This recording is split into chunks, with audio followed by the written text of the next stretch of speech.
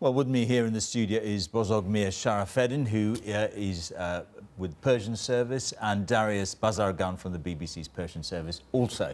Thank you both for being here.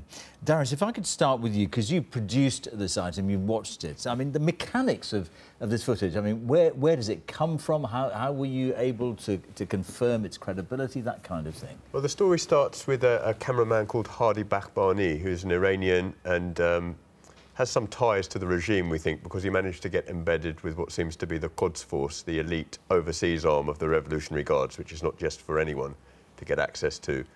And as you saw in the package, this unit that he was embedded with got caught up in an ambush and were killed, and the rebel force recovered the video camera and his footage. Now, for them, this was a big coup. It proved... For the rebels? For the rebels, yes. It proved their long-stated allegation that Iranians were in some ways involved on the ground in military activity.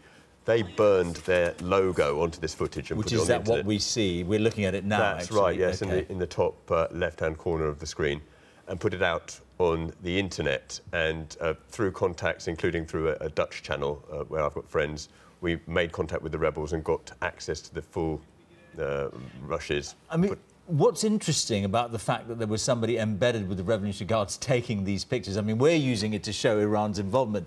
I mean, who was the intended audience of these pictures? Presumably not the likes of you and me in a TV studio in London. No, absolutely not. We think that it was probably an internal film, a sort of corporate video, if you will. It was a Revolutionary Guards film about the Revolutionary Guards for the Revolutionary Guards. This was never intended to be broadcast in Iran either. It was an internal promotional film, possibly a recruitment film, about what they're doing in Syria. And the way that some of the characters talk to the cameraman, they're very, very comfortable with him. And they're almost talking through the cameraman to their higher-ups in Tehran, right. Sometimes with some complaints, sometimes with suggestions, that sort of thing. And Bozogmir, so here we have it, I mean, a body of evidence, if I could call it that. It's not the first time, obviously, that this has come up. What's Tehran's usual response to this kind of thing? Iran has been involved in fights outside the country. For example, in Lebanon, at the time, it was involved. But Iran doesn't announce it at the time. It was involved in Bosnia as well. But only after a few years, Iran proudly comes and announces that we were involved. In this case, in Syria, this war and Iran's involvement have been covered so far. But I think it's known for the whole region that Iran is supporting Assad quite.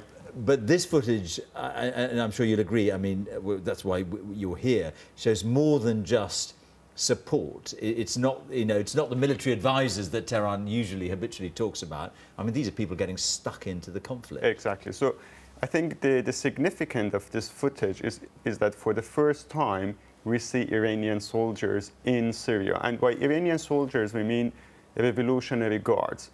And there is this special branch of Revolutionary Guards which is called Quds Force. And Quds Force is responsible for the whole foreign policy of Iran when it comes to Iraq, Syria, and Lebanon. So, sorry to interrupt. Just very, very quickly, I've got to ask you, does this muddy the water as far as Iran's involvement in any kind of political discussions and any kind of diplomatic discussions? I think it will give Iran a stronger position because we know Gulf countries are supporting the rebels by weapons and arms, and it's not something secret.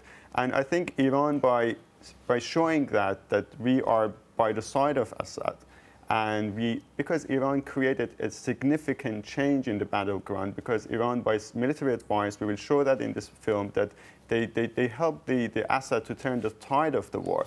So I think it will give Iran a stronger position and an upper hand in maybe Geneva talks.